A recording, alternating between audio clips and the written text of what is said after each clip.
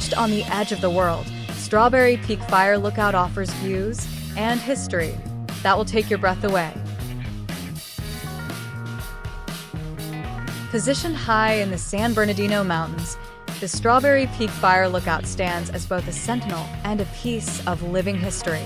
Built in the 1930s by the Civilian Conservation Corps, it was one of many lookouts established to detect wildfires before they could devastate the forest.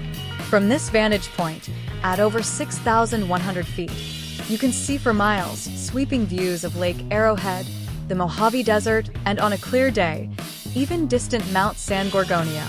For decades, trained lookouts would spend long, quiet hours here, scanning the horizon for the faintest wisp of smoke. All right, well, here we are at Strawberry Peak Fire Lookout, and we're here talking to one of the rangers that are in charge of the tower, and he's going to tell us a little bit about it. Yeah, so we're at Strawberry Peak. This tower is about 92 years old.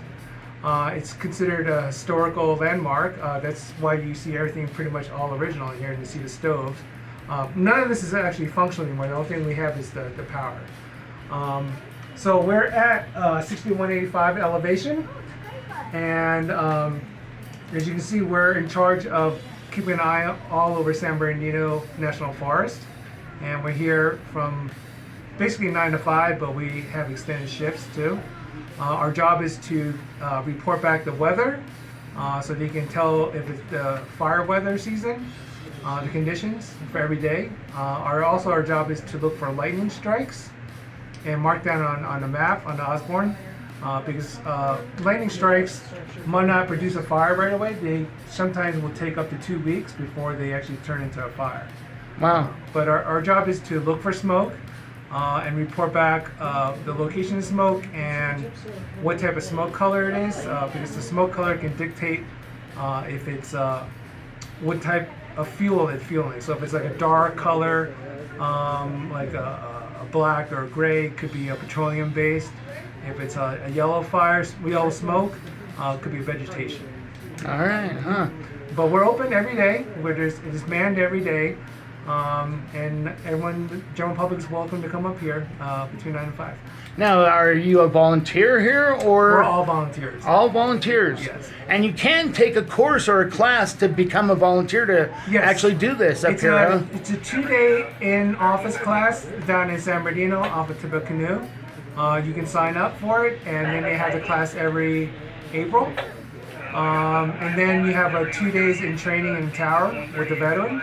And from then on, you can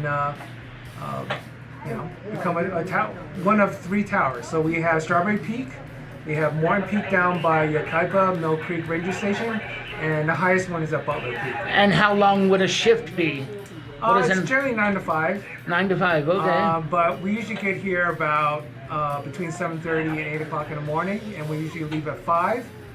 But if fire conditions are high, then we're usually asked if we want to volunteer for a longer time. So today I'm staying until 7 o'clock at night. Okay. Yeah. Well, thank you for all your volunteering.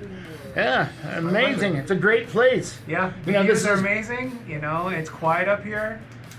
We get to meet the public and kind of be the stewards of the forest. Yeah, excellent. What a great place to hang out and have this view of everything. The view out here, when you walk out and look at the view, it's just absolutely amazing. And we must have picked a really good day because there's not so much smog or anything right now. I mean, it's a nice day. And here we take a little look out over here, and you can see Lake Arrowhead. Mm-hmm. Zoom in and let you take a little look at it. That's Lake Arrowhead. And then if we just go on around over here, we actually have a fire burning out in the back right now. You can see the smoke. High desert, so I think that is out in Victorville area. There's smoke showing there. And then when we look over here to the far corner, you might be able to see Silverwood Lake.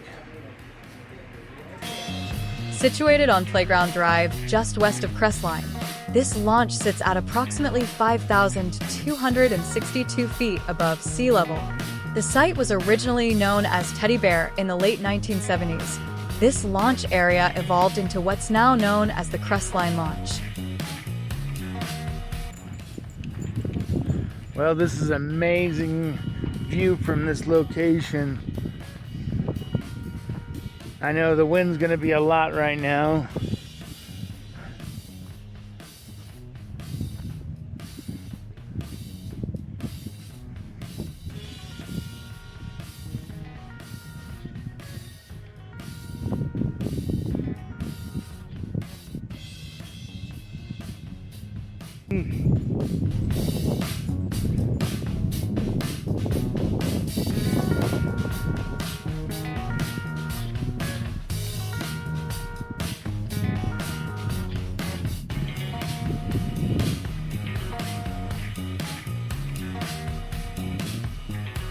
Here's the dog over here taking a look at it.